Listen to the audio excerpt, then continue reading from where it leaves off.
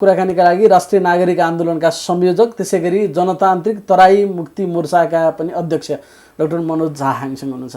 Doctor स्वागत छ। धन्यवाद।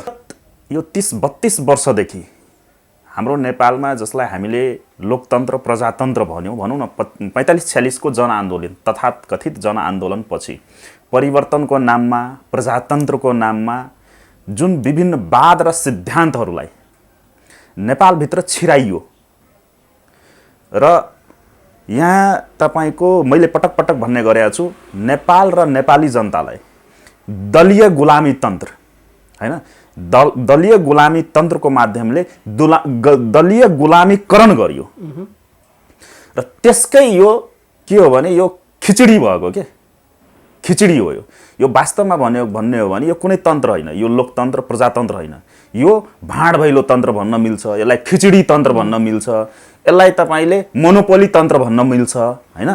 यसलाई यो चरम व्यक्तिगत हैन चरम व्यक्तिवादी र तपाईको एउटा गिरोह र गुटमा नेपाली जनतालाई नेपाल देशलाई हाम्रो मातृभूमिलाई यहाँ अन्तहीन द्वन्द्वमा फसाउने एउटा विदेशी शक्तिहरूको ग्रान्ड डिजाइनमा यो भइरहेको छ र यो नेताहरूले जुन सुतेको बेलामा जागेको बेलामा खाएको बेलामा हैन जुन सपनाहरू देखिरहेछन् हैन विभिन्न सपनाहरू आइरहेको हुन्छ बाहिर, त्यसको कारण के हो भने यहाँ के भयो भने नेपालमा तपाईको जहाँ विकासमा शिक्षामा समृद्धिमा जनताको जीवन स्तरमा राजनीतिक दलहरूमा प्रतिस्पर्धा हुनुपर्ने ठाउँमा यहाँ के भयो भने भ्रष्टाचारमा प्रतिस्पर्धा भयो।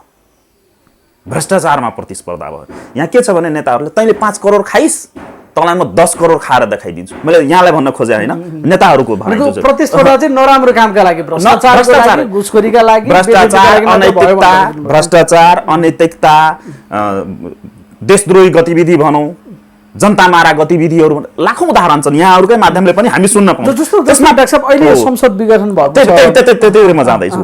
त्यसमा कम्पिटिसन छ। अब के भइरहेछ भने अब केपी ओली 3 वर्षदेखि खाइरहेछन् अहिलेको परिवेशमा। केपी ओली एन्ड कम्पनी भनौं, केपी ओली एन्ड कम्पनी 3 वर्षदेखि खाइरहेछ। बाहिर मिडियामा यो ओमनी काण्ड, व्हाइट बडी काण्ड, सुन काण्ड के काण्डहरू आए। अब अरु नेताहरूलाई के लागिरहेछ भने हुन त यिनीहरू बाँझी चुडी खाने हो, बाँडी चुडी नै खान्छन्। भ्रष्टाचारमा यहाँ कसैको सर्वसम्मति छ, राष्ट्रिय सहमति हुन पर्यो भने भ्रष्टाचारमा चाहिँ हुन्छ। यहाँ हुनु पर्छ भने हैन, हुन्छ। यहाँ के छ भने नेपालमा एउटा कुरामा मात्रै राष्ट्रिय सहमति छ, त्यो भनेको भ्रष्टाचारमा सहमति छ। अब के भन्छ भने अब कसैले प्रधानमन्त्री जसको नेतृत्वमा सरकार हुन्छ त्यसले यदि 10 करोड रुपैयाँ भ्रष्टाचार गर्यो भने 5 करोड आफ्नो गोजीमा हाल्छन् र 5 करोड चाहिँ त्यो विपक्षी बनाउनेहरू तथाकथित विपक्षी र सरकारभन्दा बाहिरका तत्त्वहरूलाई सबैले भाग बढ्न लाग्छ। नभए विपक्षीको संसददेखि लिएर सडकसम्मको गतिविधि हेरौँ न त हामी नेपाली कांग्रेसकै हेरौँ हो। त्यो हेर्दाखेरि के भएका छन् भने त चाहिँ मात्रै हामी चाहिँ अलिअलि मात्रै खाइरहेछौँ, मूल त यिनीहरूले खाइरहेछन्। अब त्यहाँनिर कसरी पुग्ने, त्यसमा छ कम्पिटिसन। अर्को कुरा के हुन्छ भने किन बरबराइरहेछन् भने तोकिएको जिम्मेवारीका लागि तोकिएको व्यक्तिहरू हुँदो रहेछन् के विदेशी स्वार्थमा। अब के छ भने यहाँ अर्को कुरामा के कम्पिटिसन छ भने तैले भारतलाई ल्याइस् म चीनलाई ल्याएर देखाउँछु। त्यो लबिङ भन्छौँ नि हामी, अन्तर्राष्ट्रिय लबिङ हो। यहाँ वैदेशिक शक्ति केन्द्रहरूलाई कसले कति यहाँ छिराउन सक्छ त्यसमा पनि फेरि कम्पिटिसन छ र यो सबै हुँदा यो भएको हो। अर्को कुरा यहाँले जुन भन्नुभयो मैले एकदमै ट्रोल भएको कुरा हो। अस्ति पुष्पकमल दाहालले बोलेका कुरा राजाको शान थियो भनेर। अनि म त्यो पुष्पकमल दाहाललाई भन्न चाहन्छु यही मिडियाको मार्फतले 20,000 मान्छे मारेर नेपाल हाम्रो यो स्वर्ग, यो पृथ्वीको स्वर्ग भनिन्छ यसलाई, यो हाम्रो मातृभूमिलाई को जुन विकासको रेसियो थियो, क्रम थियो, त्यो क्रमलाई भङ्ग गरेर 500 वर्ष पछाडि धकाल्ने ती पुष्पकमल दाहाल हैन। त्यति बेला ती पुष्पकमल दाहाल कहाँ थियो त? त्यसका बुद्धिमा खियाल आएको थियो त? भन्नुको तात्पर्य के हो भने सत्तामा आफू हुँदाखेरि उन्माद उदण्डता प्रदर्शन गर्ने र सत्ताभन्दा बाहिर भएपछि कहिले चीनलाई कम्फर्टेबल गर्ने, कहिले भारतलाई कम्फर्टेबल गर्ने, कहिले राजालाई। अब हजुरले अहिले जति पनि कुराहरू भन्दै हुनुहुन्छ तपाईँले गरेको सङ्केतका आधारमा यिनीहरू खाना नपाएकाहरू अथवा खानालाई कम भाग पाएका भाग चाहिएका कारणले अहिलेको लफडा परेको भन्ने हिसाबमा तपाईँले सारांश सङ्कलित गर्दै हुनुहुन्छ। तर कुरा यतिमा मात्रै सीमित छ र उनीहरू त के भन्छन् भने यो त हामी संविधानको रक्षाका लागि व्यवस्था नै केपी ओलीले सिद्ध्याउने भयो, यो व्यवस्था रक्षाका लागि एक थान प्रधानमन्त्री परिवर्तन गर्नका लागि होइन कि यो त संविधान रक्षाका लागि हाम्रो कुरा हो, विधिका लागि प्रणालीका लागि हाम्रो लडाइँ हो। यति यसरी सामान्यकृत नगर्नुहोस् तपाईँहरूले भनेर चित्त पो दुखाउनुहुन्छ त उहाँहरू त। फेरि एकदमै फेरि गम्भीर प्रश्न उठाइदिनु भयो, त्यसको लागि धन्यवाद। यहाँको खासियत नै त्यही हो। अब त्यतातिरको लागि जतिसुकै चिरफार गर्दा पनि त्यही हो। अब अहिलेको प्रश्न माटेको अब के छ भने सबभन्दा पहिला कुरा जुन संविधान को दुहाई दिँदैछन् यिनीहरू र जुन संविधान जारी गर्दाखेरि विश्वको उत्कृष्ट संविधान भने सबैले भने नि, ती संविधानको कमादेखि लिएर फुल स्टपसम्म प्रत्येक धारा उपधारासम्म त्यसको प्रस्तावनादेखि लिएर त्यसको कभर प्रिन्टसम्म विदेशबाट निर्देशित, विदेशी दामबाट प्रभावित, विदेशबाट आयातित त प्रमाणितै छ यो भनिराख्नु पर्दैन। र म पटक पटक के भन्दैछु भनिरहेको हुन्छु, जुन संविधान गर्भबाटै कुपोषित भएर रोगले ग्रस्त भएर जन्मेको संविधानलाई जतिसुकै त्यो एन्टिबायोटिक र इम्युनिटी पावर बुस्टर लगाए पनि त्यो त बाँच्दैन नि।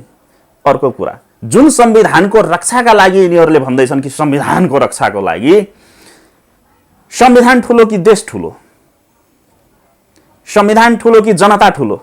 जनताको दिनचर्या यस्तो कोरोना महामारीमा केही नबोल्ने, लिम्पियाधुरा लिपुलेक विदेशीको बुट तल कुल्चिँदाखेरि केही नबोल्ने, सगरमाथा चीनले कब्जा गर्दाखेरि केही नबोल्ने, हैन?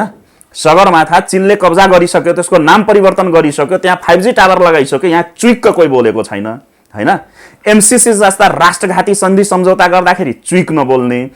तर संविधानको रक्षाको नाममा एउटा आमसभामा 50-50 करोड रुपियाँ खर्च गरेर यहाँहरूकै माध्यमले पनि आयो यो कुरा, त्यसको लागि यहाँहरूलाई धन्यवाद छ। यहाँहरूले नै सोध्नु भएको थियो त्यो आमसभाहरूमा किन आउनुभयो र कसरी आउनुभयो। एक जनालाई 15-15 हजार रुपियाँसम्म तिरेर किन ल्याइयो त? प्रधानमन्त्रीकै लागि ल्याएका हुन्। र यति जुन भाँड भैलो छ त्यो के को लागि हो त? कि अहिले जुन यो पाँचवटा महामहिम महाराजधिराज, एकैछिन मैले सकाएँ, यो 5वटा महामहिम महाराजधिराज सरकारहरूले जुन विज्ञप्ति निकाल्छन् र भन्छन् कि संविधानको बर्खिलापमा गयो केपी ओली। म केपी ओलीको प्रवक्ता होइन, खाँटी विरोधी मान्छे हो। तर अवस्था यहाँ त सबै त्यही हो के, एउटै हाम्रो बाबुआजेले भन्थे नि, एउटै सिक्काका दुई पाटाहरू, एउटै ड्याङ्का मुलाहरू, सबै एउटै ड्याङ्का मुलाहरू हुन्। अब त्यही प्रचण्डले, पुष्पकमल दाहालले वाम गठबन्धन बनाउँदा र पछि चुनावको रिजल्ट आइसक्दा पछि पनि तिनले नै भने होइन केपी ओली 5 वर्षको लागि हो। अनि केपी ओलीलाई किन हटाउनु पर्यो? किन हटाउनु पर्यो त? सिद्धान्त कुर्सीको लागि नेपाल बनाउनु भन्नुहुन्थ्यो नि उहाँ त त्यतिखेर। कांग्रेस मुक्त नेपाल, कांग्रेसको अब समाप्ति इतिहास भयो नेपाल चुनावमा। त्यही भन्दै म त्यतैतिर जाँदै थिएँ। त अहिले पनि सुन्न सकिन्छ प्रचण्डको त्यो। अहिले उहाँ कहाँ आइपुग्नु भन्दा केपी ओली भन्दा त नेपाली कांग्रेस वामपन्थी हो। एकदमै सही कुरा, त्यही पुग्दै थिएँ म। त्यो अवस्था छ। त्यस कारणले अब जनता बुझिरहेछन् यी जतिसुकै त्यो कपोकल्पित कुराहरू, त्यो भ्रम सिर्जना गर्ने, भ्रम छर्ने कुराहरू जुन गरिरहेछन् नि, जनता पत्याउँदैनन्। अर्को कुरा रह्यो नेपाली कांग्रेसको कुरा। म त नेपाली कांग्रेसको आज 15 वर्षदेखि भनिरहेको कुरा हो, नेपाली कांग्रेस भन्ने पार्टी नेपालमा छँदै छैन। नेपाली कांग्रेस जुन दिन नेपाली कांग्रेसको ललितपुर महाधिवेशन, यो बृहत शान्ति सम्झौता जुन भनियो तथाकथित माओवादीको यो मनयुद्ध र धनयुद्ध पछि, मनयुद्ध र धनयुद्ध, यो जनयुद्ध भन्ने गरेको छ तर म जनयुद्ध भन्दैन, यो एउटा परिवारलाई र आफ्नो नातागोता छेउछाउका मान्छेलाई सत्तामा हालिमुहाली गर्नको लागि गरिएको मनयुद्ध र धनयुद्ध हो।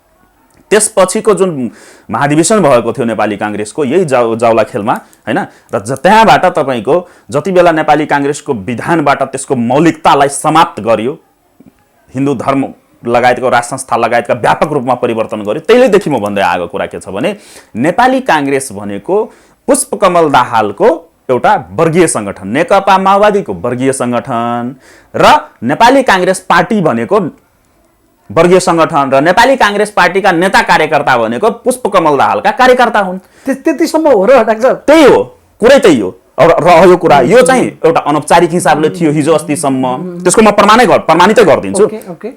त्यो हिजो अस्तिसम्म त्यही थियो।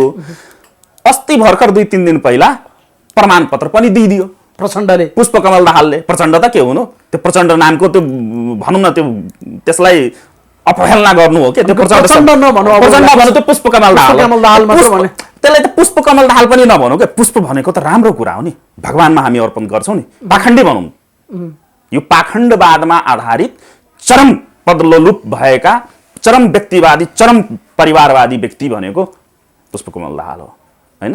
त त्यसलाई त पाखण्डी नै भन्न मिल्छ।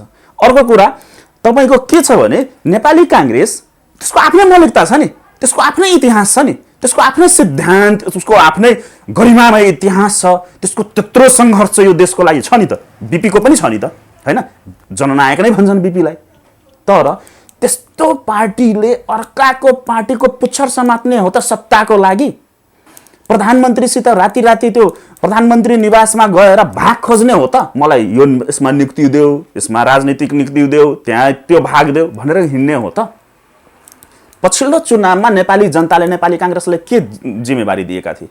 संसदमा गएर सशक्त रूपमा प्रतिवाद गर, सकारात्मक कुरालाई रचनात्मक सहयोग गर, हैन?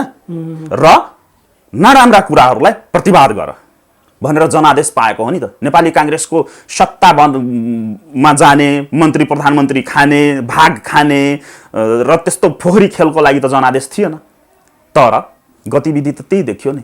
नेपाली कांग्रेसले पछिल्लो 3 वर्षमा जनता र देशको लागि संसदमा के आवाज उठाए? एउटा पनि उदाहरण छ? एउटा उदाहरण पनि नेपाली कांग्रेस शेरबहादुर देउवाले दियो भने म 13 दिनदेखि राजनीति छोडिदिन्छु, चुनौती छ मेरो। त्यस्तै त हिजो अस्तिसम्म त्यो अनौपचारिक रूपमा थियो। अस्तिको दिनमा के गर्यो भने पुष्पकमल दाहालले प्रमाणपत्रै दियो, त्यो सदस्यता पत्र हुन्छ नि, राजनीतिक सदस्यता हो, सदस्यता औपचारिक रूपमा घोषणा गरिदियो, नेपाली कांग्रेस भनेको मेरो वर्गीय संगठन हो भनेर। अब हेर्नुस्, उपेन्द्र यादव आफूलाई मधेसको मसिहा भन्ने, त्यो 5 जनाको टाउकेहरूको उपेन्द्र मध्येको एक भाइ।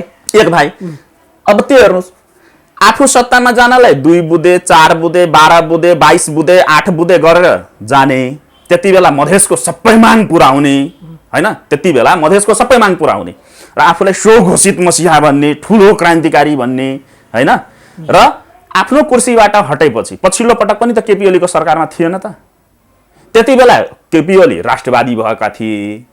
जति बेला उपेन्द्र यादव स्वास्थ्य मन्त्री भएका थिए, उप प्रधानमन्त्री तथा स्वास्थ्य मन्त्री खाए, त्यति बेला केपी ओली राष्ट्रवादी ठुलो देशभक्त थिए। अनि जति बेला लात हानेर केपी ओलीले सरकारबाट उसलाई निकाल्दे, त्यसपछि के भएको भने केपी ओली सबभन्दा ठुलो देशद्रोही, यो व्यवस्थाको लागि सबभन्दा घातक व्यक्ति हो। भन्नुको तात्पर्य के हो भने मोटामोटी अब बाबुरामको त कुरै नगरौँ, बौलाए राम हुनु, पहिला भारुराम थिए, अहिले डलर राम बनेका छन्, हैन? त्यो प्रमाणै बाहिर आइसकेको छ। युएमएन जस्ता राष्ट्रघाती आइएनजीहरूलाई देशमा भित्राउने व्यक्ति उनी हुन्, 4 अर्ब रुपियाँ खाएर भित्र आएका हुन्, प्रमाणै छ त्यसको, आरोप होइन त्यो, प्रमाणित आरोप हो त्यो। तिनको त्यसको त कुरै नगरौँ, त्यो चर्चबाट सञ्चालित व्यक्ति हुन् बाबुराम भट्टराई।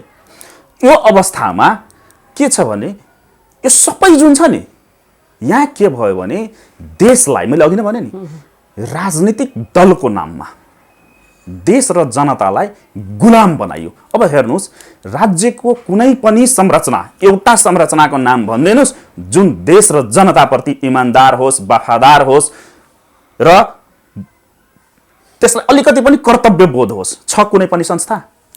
तपाईँ बिरामी पर्नुस्, बिरामी पर्दाखेरि बिरामी पनि दलको र बिरामीलाई उपचार गर्ने डाक्टर पनि दलको, त्यहाँ पनि एप्रोच चाहिन्छ। पत्ता लगाउन, बिरामी पर्न पाएको छैन, पत्ता लगाउनु पर्छ कि कुन हस्पिटलमा कुन दलको लगानी छ, त्यो हस्पिटलमा काम गर्ने डाक्टर कुन हो, त्यहाँनिर पनि भनसुन चाहियो। उपचार पनि बिना भनसुनको नपाउने देश। अरु त धेरै टाढाको कुरा। एउटा साधारण कुरा, मान्छे मर्न पाएको छैन, पहिला हाम्रो गाउँघरतिर एकजनाको देहान्त भएपछि हाम्रो पुरै गाउँको मान्छे मलामी जान्थे नि त। अहिले हेर्नुस्, मलामी खोज्न जानुपर्छ। किन? मान्छे मर्न पाएको छैन, उसलाई दलको झण्डा उडाइदिइहाल्छ। भनेको जिउँदामा पनि गुलाम, मरेपछि पनि गुलाम अवस्था त्यो छ। न्यायालयको कुरा हेरौँ, त्यहाँ कार्यकर्ता भर्ती केन्द्र छ। प्रधान न्यायाधीशदेखि लिएर न्यायाधीशदेखि लिएर त्यसको कर्मचारीदेखि लिएर सबै दलीयकरण। कर्मचारी तन्त्रको कुरा गरौँ, ब्युरोक्रेट जुन थाई सत्ता हुन्छ कुनै पनि देशको, त्यसको कुरा गरौँ। ट्रेड युनियनको नाममा सबै कार्यकर्ता, सबै कार्यकर्ता। पुलिस प्रशासनको कुरा गरौँ, त्यस्तै छ, माथिको आदेश माथिको आदेश माथिको आदेश, त्यही छ। भन्नुको तात्पर्य जुन देशमा राज्यको कुनै पनि संयन्त्र यदि स्वतन्त्र हुँदैनन् र देश र जनताप्रति जिम्मेवार र हुँदैनन् भने त्यो देश के हुन्छ? यो देश भनेको नेपाल छैन, अब यो नेतापाल भइसक्यो। नेपाल भन्ने देश सकिसक्यो, यो नेतापाल देश, नेतापाल भयो अहिले हैन, सबैतिर नेतापाल देश हो। नभए नेपाल जस्तो देश विश्वको दोस्रो जलस्रोतको धनी देश, हामी विश्वको सबभन्दा महँगो विद्युत महसुल तिरिरहेको छैनौँ। हिजो अस्तिसम्म त लोड सेडिङै थियो। अर्को कुरा, दुनियाँ कहाँ पुगिसक्यो? मङ्गल ग्रहमा पुगिसक्यो। हाम्रो इन्टरनेट हेर्नुहोस्, विश्वको सबभन्दा महँगो इन्टरनेट छ। यही छेउमा भारतमा फ्रीमा इन्टरनेट चलाउन पाउँदैनन् मान्छे, फ्रीमा चलिरहेछ। एक किसिमले फ्री नै छ त्यहाँ। यहाँ नेपालमा भनेको सबभन्दा महँगो र सबभन्दा स्लो। विश्वको तपाईँ डाटा निकाल्नुहोस्, गुगल गर्नुहोस्, विश्वको सबभन्दा स्लो इन्टरनेट चल्ने देश कुन हो भनेपछि नेपाल निस्किन्छ। र महँगोमा सबभन्दा महँगो र विश्वको सबभन्दा महँगो नेपाल निस्किन्छ। अब अवस्था यो छ भनेपछि जनताको सुविधा, जनतालाई को जीवनशैली उकास्नेतिर कोही छैनन्। अब हेर्नुहोस्, व्यवस्था केही छैन, व्यवस्थापन केही छैन। तर प्रति व्यक्ति नेपालमा जन्मिँदैखेरि 1 लाखभन्दा बढीमा टाउकोमा ऋण छ। सरकारी डाटाले 52-53 हजार भनिरहेछ।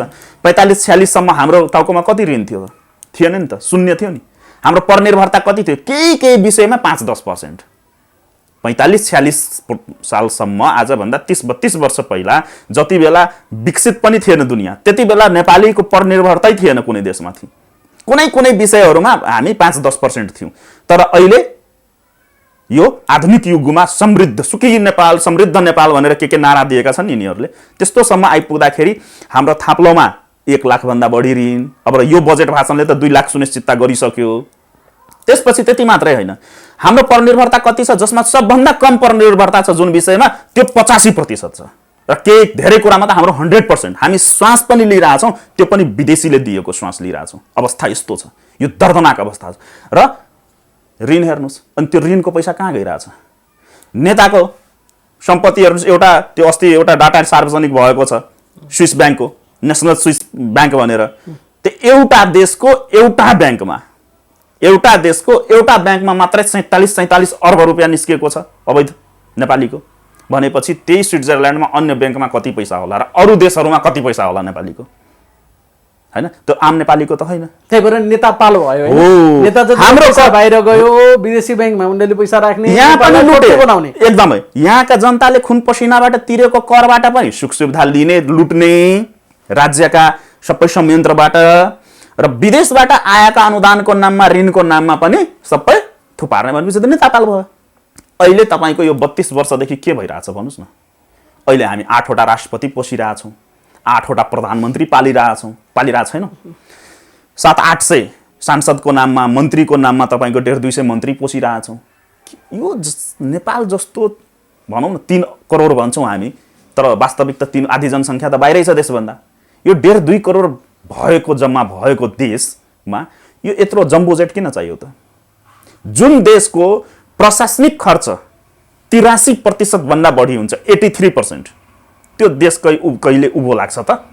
विकास खर्च जम्मा 17-18% छ, त्यसमा पनि हुँदैन। त्यही भन्दैछु, विकास खर्च 17-18% छुट्याइएको छ, त्यसमा पनि तपाईँको 10% बेरुजु नै हुन्छ।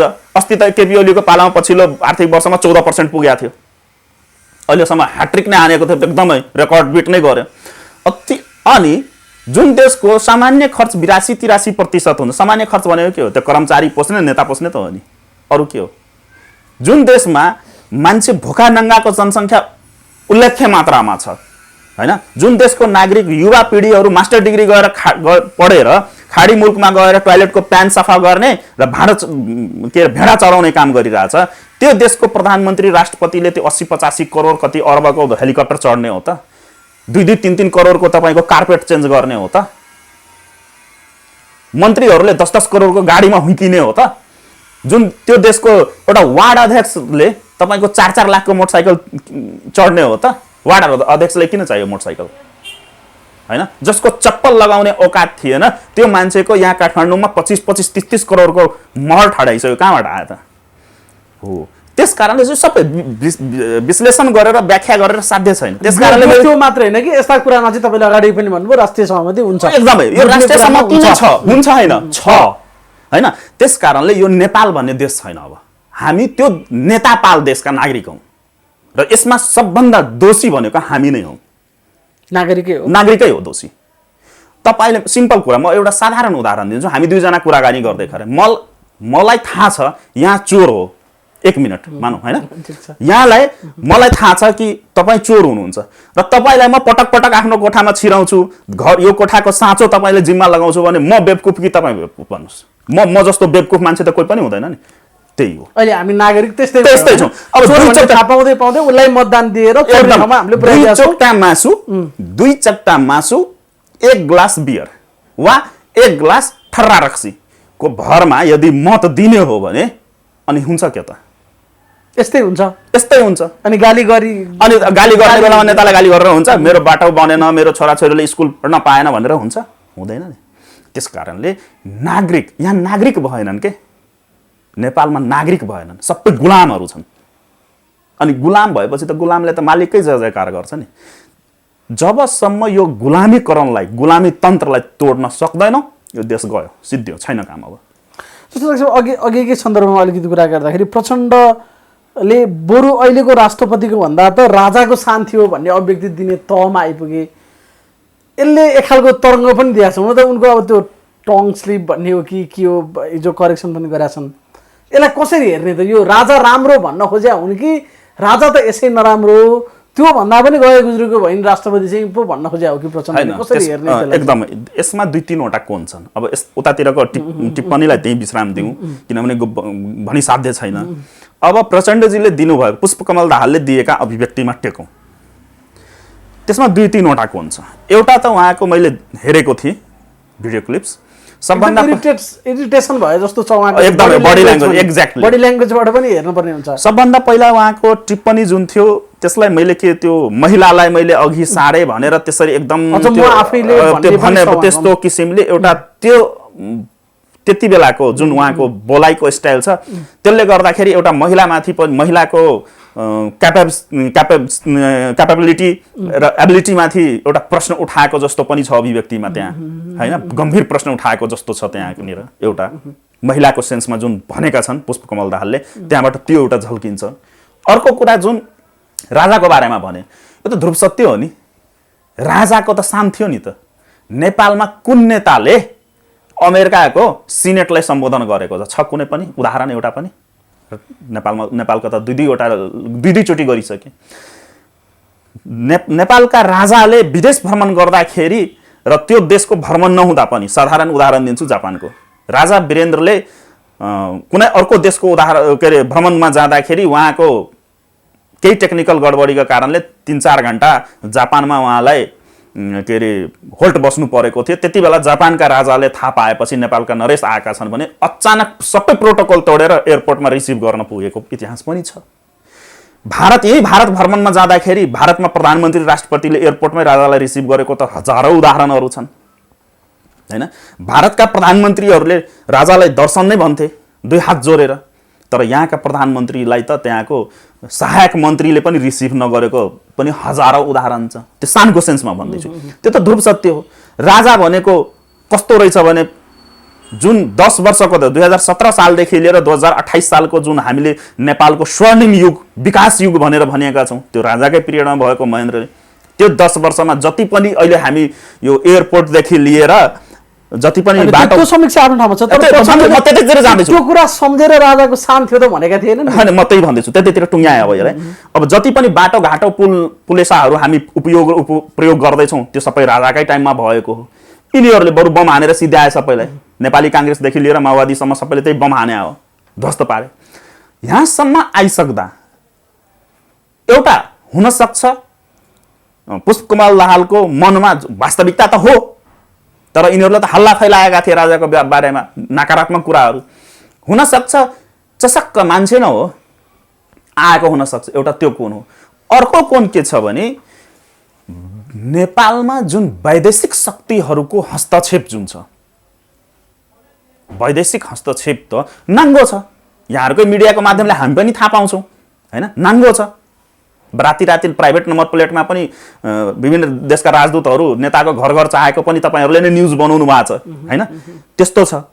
र जुन प्रेसरहरू यिनीहरूमाथि आइरहेछ त्यसबाट अतालिएर भनौँ या दिक्क भएर भनौँ, त्यो प्रेसर थेक्न नसकेर त्यतातिरबाट पनि आएको हुनसक्छ।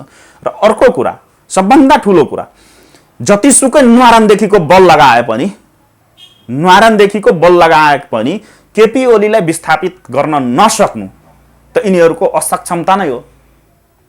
त्यो कारणले पनि वाक्क र दिक्क भएर बोलेको हुनसक्छ। यो 4-5 वटा कारणहरू त्यो अस्तिको पुष्पकमल दाहालको त्यो जुन आएको थियो नि राजाको सेन्समा, अब उहाँले नै कांग्रेसलाई पनि वामपन्थीको सर्टिफिकेटै दिइसक्यो त। अघि नै हामीले त्यत्रो लामो चर्चा गर्यौं। अब नेपाली कांग्रेस भन्ने पार्टी मात्र माओवादीको एउटा वर्गीय संगठन भयो, मात्रै हो, त्यो मात्रै हो। र अर्को कुरा, संवैधानिक रूपमा पनि हेर्दाखेरि र कानुनी रूपमा, संवैधानिक र कानुनी रूपमा विश्लेषण गरौँ, कानुनी र संवैधानिक र नेपालको पछिल्लो यो 15 वर्षको जुन राजनीतिक दल सम्बन्धीको जुन व्यवस्थाहरू गरिएको छ यो पछिल्लो 15 वर्षको, त्यसलाई टेकेर हामीले विश्लेषण गरियो।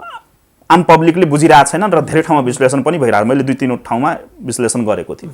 त्यसले गर्दा पनि के देखिएको छ भने नेपालमा साइनबोर्डको हिसाबले धेरै दलहरू भए पनि वाद र सिद्धान्तको आधारमा नेपाल एकदलीय शासन व्यवस्थामा छ। वाद र सिद्धान्तको आधारमा एकदलीय व्यवस्था छ यहाँ। यो मैले त्यो कपोकल्पित विश्लेषण गरे हैन, फरक साइनबोर्ड भएका एउटै पार्टी हो, व्यावहारिक रूपमा पनि र कानुनी रूपमा पनि। यसको प्रमाण दिन्छु म। तपाईले मात्रै निर्वाचन आयोगमा गएर तपाईले हिन्दू राष्ट्रको लागि आफ्नो विधानमा र के घोषणापत्रमा लेख्नुस्, बौद्ध धर्मको कुरा उठाउनुस् हैन, राज संस्थाको कुरा उठाउनुस्, तपाईको पार्टी दर्ता हुँदैन।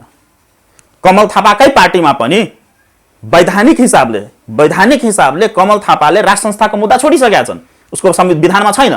त्यो बाहिर देखाउने विधानमा होला लेखिएको, त्यो छुट्टै कुरा हो। तर निर्वाचन आयोगमा दर्ता भएको विधान निकालेर हेर्नुस्, त्यसमा राज संस्था छैन होला।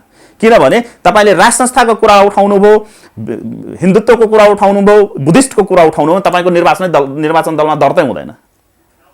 दल चाहिँ निर्वाचन आयोगमा दर्तै हुँदैन। तर नेपालको संविधानको प्रस्तावनामा र व्यवस्थामा के लेखिएको छ? नेपाल बहुलवाद हुनेछ, मौलिक अधिकारका कुराहरू गरिएका छन्, राजनीतिक अधिकारका कुरा गरिएको त छ, तर त्यो कार्यान्वयनमा छैन। त्यसकारणले नेपाल एकलवाद एकदलीय दल, नामको लागि दल छुट्टा छुट्टै भए पनि वाद र सिद्धान्तको आधारमा नेपाल एउटै वादमा अहिले चलिरहेको देश हो। यहाँ तपाईले सैद्धान्तिक रूपले, वैचारिक रूपले विरोध गर्न पाउनुहुन्न कानुनी हिसाबमा। जस्तो त्यो 5 वटा महाराज धिराजको तपाईले अघि संज्ञा दिनुभयो, उहाँहरू अहिले जे गर्दाखेरि पनि 1-2 जना हैन 5-5 जनाको आइरहेछ नि, हरेक दिन जस्तो रिपोर्टिङ आइरहेछ। अब विदेशी हस्तक्षेप बढ्यो, पूर्व प्रधानमन्त्रीको तहमा रहेका मान्छेले हिजो पनि उहाँले भन्नुभएको छ, हामीले संकेत गरेको कुन तहसम्म पुगेको छ हस्तक्षेप नेपाली जनतालाई थाहा दिनु पर्यो, र कसले दिने भन्दा सबैभन्दा पावरफुल संस्था चाहिँ पूर्व प्रधानमन्त्रीहरू भन्ने लाएर दिउँ भन्नुभएको छ। उहाँहरू चाहिँ त्यस्तो दुलले नुहाएको एकदम विदेशी हस्तक्षेप नहोस् नेपालमा भन्ने चाहने, अहिले केपी ओलीका कारणले हस्तक्षेप भएर धेरै पिर परे जस्तो छ नि उहाँहरूलाई। आएको छ मिडियाहरूमा हैन, मलाई त हाँसो लाग्यो। तपाईले सोध्न सक्नुहुन्छ किन हाँस्नु भयो भनेर। सबभन्दा पहिलो कुरा त नेपाल भनेको जुन उहाँहरूले भन्नुभएको छ वैदेशिक हस्तक्षेप, त्यो आजै आएको हो र। त्यही बाबुराम भट्टराईले प्रधानमन्त्री भएकै बेलामा, प्रधानमन्त्रीको कुर्सीमै आसीन रहेको बेलामा एउटा वरिष्ठ पत्रकारलाई दिएको अन्तर्वार्तामा बालुवाटार आफ्नै निवासमा, प्रधानमन्त्रीको निवासमै दिएको अन्तर्वार्तामा भने हैन, सत्ताको साँचो, यो देशको साँचो मसित छैन, अन्तै छ भनेर। पहिलो प्रश्न म आफ्नो तर्फबाट केही तर्क दिँदैन, उनीहरूकै गतिविधिबाट दिन्छु मात्रै। म याद मात्रै गराउन चाहेको, स्मरण मात्रै गराउन चाहेको। त्यति बेला किन नल्याएको त? केपी ओलीले त थिएनन् त्यति बेला, छैन। केपी ओलीको फोटो पनि एकचोटि पनि झुन्डिएको थिएन बालुवाटारमा त्यति बेलासम्म, बालुवाटार र सिंहदरबारमा। बाबुराममा टेकौँ। एमसीसी छिराउने नेपालमा नेपालको संविधानभन्दा माथि, नेपालको ऐन कानुनभन्दा माथि, नेपालको सार्वभौम सत्ताभन्दा माथि एमसीसी हुनेछ भनेर सही छाप ठोक्ने व्यक्ति शेरबहादुर देउवा हैनन्। एमसीसी छिराउनमा पहलकर्ता नै शेरबहादुर देउवा हैनन् र एमसीसी कसले ल्यायो? त्यो हैन। 45-46 को जनआन्दोलन भन्दा भनौँ न, जति बेला तथाकथित जनआन्दोलन भनिएको थियो, अझै व्याख्याउँ। जति बेला नेपालमा यिनीहरूले काङ्ग्रेस तत्कालीन भनौँ नेकपा, त्यति बेला त दुईवटा पार्टी मात्रै थिए नेपालमा, पञ्चायतकाल भनौँ, नेपाली काङ्ग्रेस र नेपाल कम्युनिस्ट पार्टी।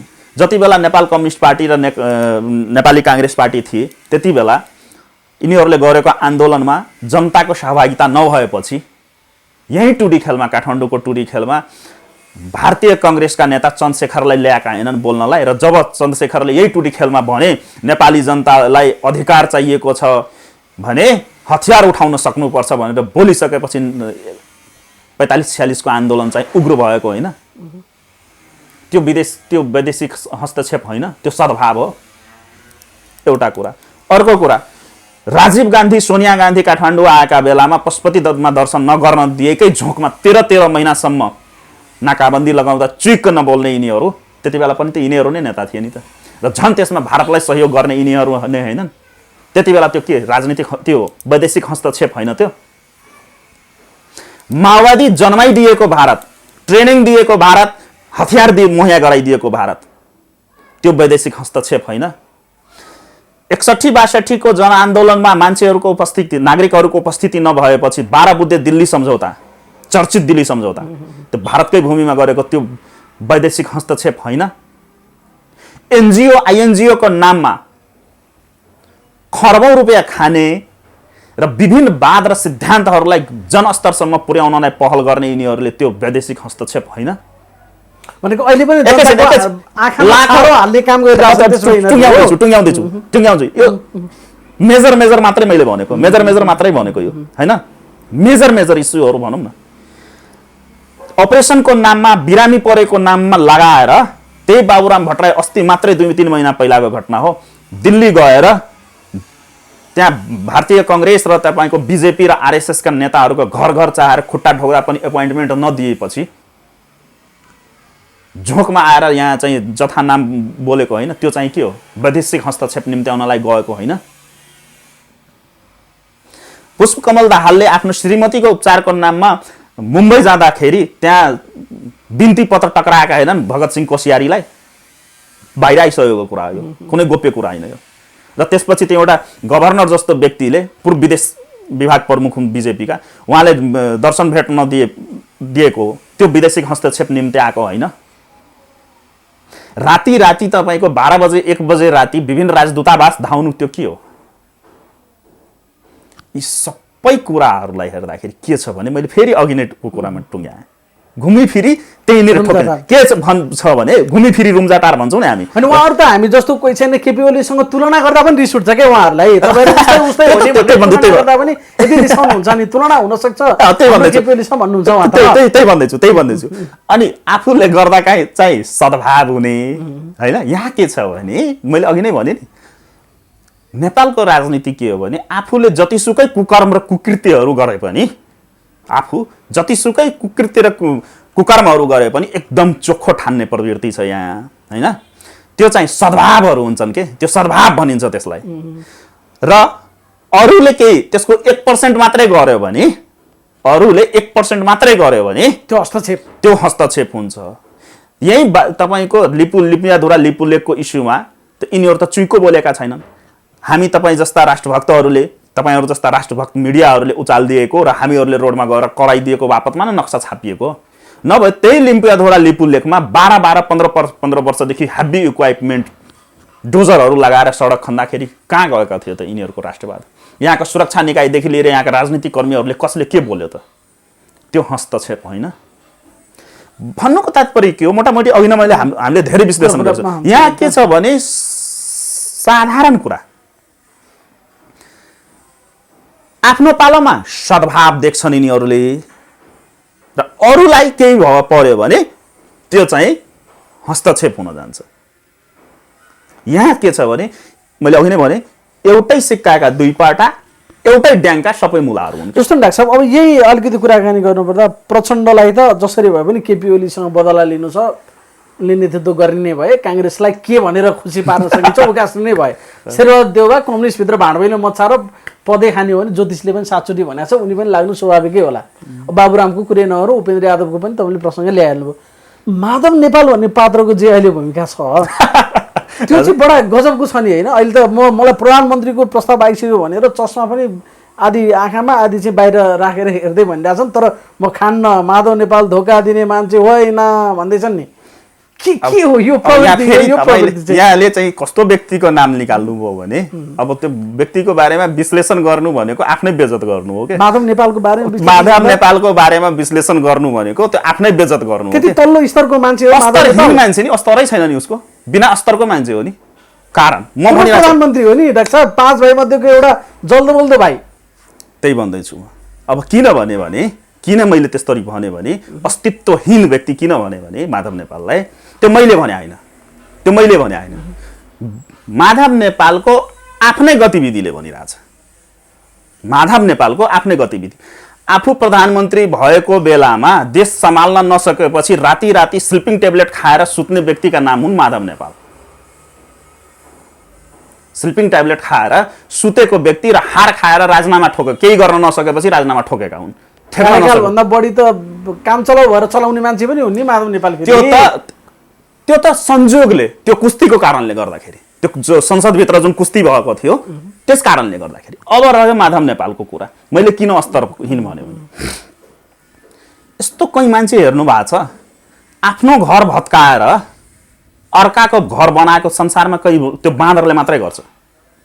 बाँदर बाहेक कुनै पनि जीवले, मैले बुझे अनुसार हैन, अलिकति पढे लेखेको भएको कारणले र धेरै त पढाएको छैन तर म एउटा चिकित्सा शास्त्रको विद्यार्थी त हो, तपाईँ भन्नुहोस् कुनै पनि एउटा जीवको नाम बाँदर बाहेक जसले आफ्नो घर भत्काउँछ, त्यो माधव नेपाल भनेको त्यही हो। एमाले जस्तो अहिले भनौँ न इतिहासमै, नेपालको इतिहासमै र सायद अब फेरि हुँदा पनि हुँदैन, झन्डै 2/3 त आएको थियो नि वाम गठबन्धनको, र त्यो माधव नेपालको चलखेलको कारणले के अरे नेकपा त विघटन भएको। पुष्पकमल दाहालको चरम पदलोलुपता जतिसुकै भए पनि यदि माधव नेपालले त्यसमा चलखेल नगरेको भए नेकपा फुट्दैन थियो। फुटाउने पनि माधव नेपाल। तपाईँले जुन जीवको नाम लिएर उदाहरण दिँदै हुनुहुन्छ त्यो प्रवृत्तिका हिसाबमा यता हेर्ने भने ठ्याक्कै माधव नेपाल। त्यही भन्दैछु म, अलिकति मैले मात्रै कोटाइदिएको मात्रै हो, यहाँहरू सबैलाई थाहा छ। वाम गठबन्धनदेखि लिएर नेकपा निर्माणसम्ममा लगभग 2/3 त आएको थियो हैन। पुष्पकमल दाहाल जतिसुकै पदलोलुप, जतिसुकै चलखेल गर्ने कोसिस गरे पनि फुटेको त थिएनन् जबसम्म माधव नेपालले साथ दिएन। माधव नेपालले फाइनल रूपमा साथ दिइसकेपछि, त्यहाँ औँठा छाप लगाइसकेपछि हैन, कपाली तमसुक गरिसकेपछि मात्रै फुटेको हैन। यदि माधव नेपालले चलखेल त्यहाँनिर नगरेको भए र पुष्पकमल दाहाललाई पुस नगरेको भए त फुट्दैन थियो, पहिलो कुरा। अर्को कुरा, एमाले भित्रकै कुरा गरौँ, एमाले भित्र रहेको भए माधव नेपाल कमसेकम एउटा गुटको एउटा हिस्साको त ठुलो तप्पाका नेता त हुन्थ्यो नि। तर त्यही माधव नेपाल पुष्पकमल दाहालको पछाडि लागेपछिको हैसियत हेर्नुहोस् त, प्रचण्डको घरमा झाडु पोछा लगाउनेको जति हैसियत छ नि, स्विपरको। प्रधानमन्त्रीको अफर आयो मलाई केपी ओलीका मान्छेबाट भनिदिन्छ माधव नेपालले। अघि नैदेखि भन्दैछौँ, यहाँ त के छ भने आफ्नो व्यक्तित्व विकास गर्नको लागि र आफू चर्चामा आउनको लागि गफै हो यो पनि। माधव नेपालको गफ हो नि, केपी ओली टाढासम्म छैनन्। केपी ओली पक्षबाट प्रधानमन्त्रीको अफर माधव नेपाललाई आएको छैन, आउन सक्दैन, असम्भव कुरा हो, सिम्पल कुरा हो। अब मैले आफूलाई प्रधानमन्त्रीको रूपमा घोषणा गर्नु, यहाँले आफूलाई प्रधानमन्त्रीको रूपमा घोषणा गर्नु, अरू कुनैले प्रधानमन्त्री, त्यसको लागि त स्वतन्त्रता छ नि, जस्तो सुकैले पनि घोषणा गर्न सक्छ नि, त गर्न सक्दैनन् र त्यसमा त कुनै बन्देज छैन नि। तर यो कार्ड अहिले किन फाल्यो त त्यसो डाक्टर? किनभने यहाँनिर यो अलि अर्थपूर्ण होला के, केपी ओली पनि सच्चेर आयो भने ठाउँ दिनुपर्छ है देवबाजी भन्नुहुन्छ एकतिर, सँगै उहाँको अभिव्यक्ति क्या त्यो पनि भनिरहनु भएको छ। र मलाई प्रधानमन्त्रीको अफर आयो तर म जानेवाला छैन पनि भन्नुहुन्छ। के हो यो? म त्यही जोड्दै थिएँ, बिचमा हालिदिनु भयो, धन्यवाद त्यसको लागि। म त्यही यो पुग्दै थिएँ। सबभन्दा ठुलो कुरा के छ भने त्यहाँनिर हामीले विश्लेषण गर्यौँ। अब माधव नेपालको हैसियत त तपाईँको एमालेमा त ठुलै हैसियत थियो। केपी ओली र माधव नेपाललाई त बराबरीको हिसाबले हेरिँदै थियो त्यहाँ। त्यो थियो मात्रै छ, अहिले छैन। एउटा हिस्सा त उनीसँग छ नि, त्यो एकता गर्नुपर्छ मिलाउनुपर्छ भनेर लागिरहेछ नि त। छैन, त्यही भन्दैछु म। त्यही अलिकति अब मलाई समय दिनुहोस् यसमा पनि। जबसम्म नेकपा कसरी फुटायो त्यो त आफ्नो, तर एमाले भित्रमा ठुलो हिस्सा, ठुलो गिरोह ग्याङको मुखिया केपी ओली, तर कमसेकम 1/3 को त मालिक त माधव नेपालमा कुनै त थिए नि त्यहाँ, होइन? तर अहिले प्रचण्डसित गइसकेपछिको हैसियत भनेको पुष्पकमल दाहालको घरमा झाडु पोछा लगाउने को जति हैसियत छ नि त्यति पनि त्यहाँनिर माधव नेपालको हैसियत छैन। र किन छैन त्यहाँनिर? जुन तपाईँले यहाँले भन्नुभयो कि एउटा ठुलो समूहले एकताको लागि पहल गर्दैछ, मिडियाहरूमा पनि आइरहेको हुन्छ, त्यो टिम चाहिँ 60% केपी ओलीतिर ढल्केको छ, 40% मात्रै माधव नेपालतिर त छ। भोलिको दिनमा यदि माधव नेपालले पार्टी फुटाएर आधिकारिक रूपमा पार्टी दर्ता गरायो भने माधव नेपालसित भएका जुन सानो एउटा झुन्ड छन् त्यो झुन्डबाट तपाईँको 60% मान्छे निस्केर केपी ओलीतिर जान्छ। अहिले ख्याल राख्नुहोस् त्यो कुरा। अहिले बाँकी जति छन् माधव नेपालसँग, त्यसबाट पनि 60% भन्दा बढी जान्छन्। त्यसको 60% केपी ओलीसँग रहन्छन्, केपी ओलीसँग जान्छ। त्यो ठोक्वा कुरा हो। किनभने सिम्पल कुरा हो नि, एमालेको पनि आफ्नो इतिहास, जसरी हामीले काङ्ग्रेसको इतिहासको कुरा गर्यो, एमालेको इतिहास छ नि। पार्टीको दस्तावेज मात्रै होइन नि, चुनाव चिन्ह धेरै ठुलो महत्त्व राख्छ। र केपी ओलीले पाउने हो, सूर्य चिन्ह त उसैले पाउँछ, माधव नेपालले त कुनै पनि हालतमा पाउँदैनन्। नेकपा एमाले नाम पनि के अरे ओलीले नै पाउँछन्। र त्यो पनि एउटा कार्यकर्ता र नेता पङ्क्तिमा ठुलो तपाईँको स्ट्राइक गर्छ उसले। यो कुराहरूले तपाईँको ठुलो मान्यता राख्छ राजनीतिमा। म त एउटा राजनीतिकर्मी पनि हो, त्यस कारणले तपाईँ यो जुन कुराहरू जुन छ नि सब यादका कुराहरू हुन्। त्यो अघि नै हामीले भन्यौँ नि, त्यो आफूले खान नपाएपछि जान्दा जान्दै यति त थाहा छ होला। बिचमा बोले अब किन बोले त माधव नेपाल? माधव नेपाल किन बोले त? किनभने माधव नेपाल माथि आम जनता र अरू पार्टीका नेता कार्यकर्ताहरूले जति सामाजिक सञ्जालदेखि लिएर विभिन्न ठाउँबाट टिका टिप्पणी त भइरहेको, नकारात्मक टिका टिप्पणी थियो। र माधव नेपालकै गुटभित्र जुन मैले भने नि 60%ले हरास आउँछ कम्तीमा पनि, त्यो बढ्छ, त्यो 70-80% जाने सम्भावना छ। बुझ्नु भएन? 70-80% जाने सम्भावना छ। त्यो सम्भावना जुन छ, त्यो टिम जुन ओलीसित टाँसिन सक्ने टिम जुन छ, त्यो टिमलाई रोक्नको लागि उसले कार्ड फालेको कि मलाई त प्रधानमन्त्रीको अफर आइसक्यो तर पनि म मानिरहेको छैन, म एकदम तिमीहरूसँगै छु भनेर त्यो देखाउनको लागि भनेपछि मुख गुलियो बनाइहाल्छ साथीहरुले। त्यो भएर मात्र जाल फालेको मात्रै। तर वास्तविकता त्यो छैन। प्रधानमन्त्रीकै तपाईले प्रधानमन्त्रीको रेसमा छँदै छैन। प्रचण्डको घरमा झाडु लगाउनेको बराबर हैसियत छैन भन्दै हुनुहुन्छ तपाईले नेपालको। नभए सिम्पल कुरा हो। र अघिनको जुन वैदेशिक हस्तक्षेपमा कुरा गर्यौँ हामी, 45-46 ताका माधव नेपालले प्रस्तावै गरे होइन, भारतीय सेना ल्याएर नेपालको राज संस्था र नेपाली सेनालाई तह लगाउनु पर्छ भने यो त सार्वजनिक भइसकेको कुरा हो। किताबमै लेख्नु भएको छ नि राधाकृष्ण मैनालीले, त्यही त लेखेको इतिहास भन्ने किताबमा कहीँ अहिलेसम्म सायद खण्डन गर्नु भएको छैन। अरु पनि धेरैले भन्नु भएको छ, स्पष्ट धेरै किताबमा पनि छ, धेरै ठाउँमा छन् यो कुराहरू। त्यस कारणले अब यिनीहरूमाथि टिका टिप्पणी गर्नुभन्दा राम्रो म त के भन्छु भने अहिले यहाँहरू जस्ता राष्ट्रभक्त पत्रकार साथीहरूलाई म त दुई हात जोडी यहाँहरूलाई के भन्छु भने तपाईहरूले यिनीहरूको नाममाथिको जुन चर्चा विश्लेषण भन्दा राम्रो यहाँहरूले देशको बारेमा विश्लेषण गरिदिनुहोस्, जनताको जीवन स्तरको बारेमा, विकास निर्माणको विश्लेषण। यिनीहरू अब विश्लेषण गर्ने लायकको क्षमताका व्यक्तिहरू छैनन् के। यिनीहरूको नाम लिनु, खाली पेटमा भोको पेटमा नाम लिनु भनेको तपाईँको दिनभरिको यात्रा खराब हुन्छ। अपसकुन व्यक्तिहरू हुन् यिनीहरू। त्यति तल्लो स्तरमा स्तरै छैन, तल्लो स्तर, माथिल्लो र तल्लो विश्लेषण हो नि त यो, हैन? यो भनेको तपाईको यिनीहरूलाई के भयो भने तल्लो र माथिल्लो जुन स्तर भन्छौँ नि हामी, यी तल्लो र माथिल्लो स्तर हैन, यिनीहरूको स्तरै छैन, तल्लो पनि छैन, तल्लो पनि छैन। तिनीहरूको स्तरहीन भइसक्यो कि। एउटा बेस्याको जुन यौन व्यवसाय गरेर बसेको बेस्या हुन्छ नि, त्यसको एउटा इज्जत हुन सक्छ, स्तर हुन सक्छ त्यसको। तर नेपालका नेताहरूको त्यति पनि स्तर छैन। हेर्नुहोस् न, हामी अघिदेखि त्यत्रो विश्लेषण त गऱ्यौँ नि त, छैन कि यिनीहरूको। हुन्छ डाक्टर साहब, फेरि पनि कुराकानी गरौँला। आजलाई चाहिँ महत्त्वपूर्ण समयको लागि म धेरै धेरै धन्यवाद दिन्छु। धन्यवाद यहाँलाई र व्यक्तिगत तर्फबाट पनि, यहाँको मिडिया हाउसलाई, मेरो व्यक्तिगत तर्फबाट, मेरो पार्टीको तर्फबाट, मेरो सङ्गठनको तर्फबाट दुई हात जोडी धन्यवाद दिनुको साथसाथै सम्पूर्ण देशभक्त आम नागरिकहरूलाई विनम्र अनुरोध के गर्न चाहन्छु भने यी नेतापाल देशबाट हामी मुक्त भएर पुनः नेपाल बनाउने अभियानमा जुटौँ र यी नेता बनाउनेहरूलाई को सूक्ष्म रूपमा यिनीहरूको गतिविधिहरू विश्लेषण गर्दै अब सडक तताउने बेला हुन थालेको कारणले गर्दाखेरि सम्पूर्ण देशभक्त आम नेपाली नागरिकहरू सडकमा आएर आफ्नो आवाज बुलन्द गर्नका लागि दुई हात जोडी अपिल गर्न चाहन्छु। धन्यवाद।